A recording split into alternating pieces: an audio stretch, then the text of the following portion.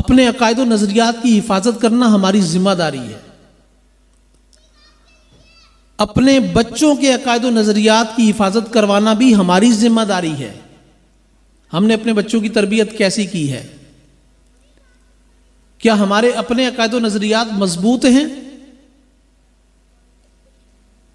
اگر نہیں ہیں تو علماء کرام کی صحبت اختیار کیجیے، مفتیان کرام کی صحبت میں بیٹھیے.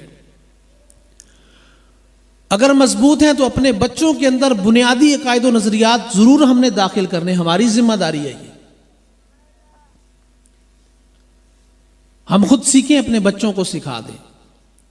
اللہ تبارک و تعالیٰ کی ذات کے بارے میں ہمارا کیا عقیدہ ہے پتہ ہونا چاہیے.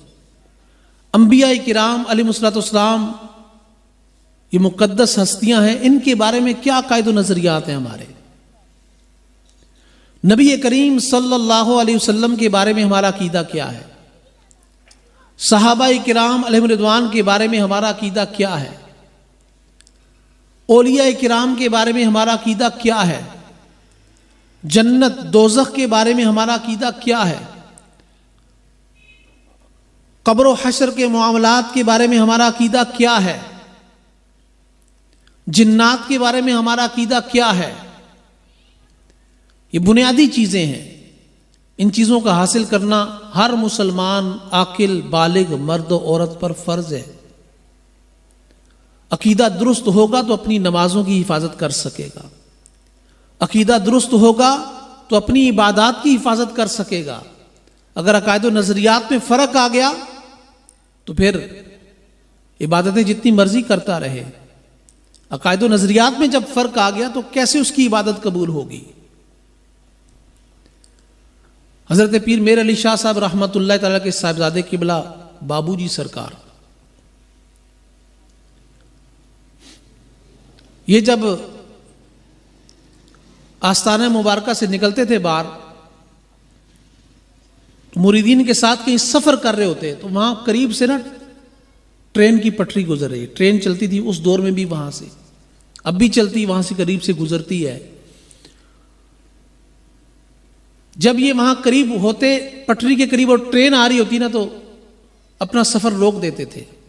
مریدوں کو کہتے تھے رک جاؤ یار، رک جاؤ، مجھے اس کو دیکھنا ہے. دو باتیں بڑی پتے کی انہوں نے بیان فرمائی. جب ٹرین گزرتی تو اس کا انجن کوئلے والا ہوتا تھا، پورا سیاہ. جب گزرتی تو کہتے ہیں یہ انجن ہے، اس کے اندر کوئلے ہیں، جل جل کے سیاہ ہو گیا ہے. لیکن اس کے پیچھے ڈبوں میں جو سوار ہیں، ان سواروں کو یہ منزل مقصود تک پہنچا رہا ہے. کہتے ہیں کہ پیر ہوتا ہے نا، پیر شریعت کا کامل پیر جو ہوتا ہے، شرعی و صاف جس کے اندر پائے جاتے ہیں، پیر کی کیفیت یہ ہوتی ہے، اس کی اپنی کیفیت یہ ہوتی ہے کہ جیسے یہ چل رہا ہے، اس کے اندر کی کیفیت کیا ہے، اور اپنے سواروں کو منزل مقصود تک پہنچا رہا ہے. پیر کی بھی یہی ڈیوٹی ہوتی ہے، اپنے مریدوں کو منزل مقصود تک پہنچاتا ہے.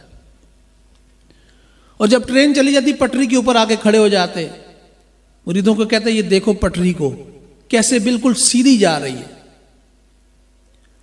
نہ ایک انچ آگے اندر کی طرف، نہ ایک انچ باہر کی طرف.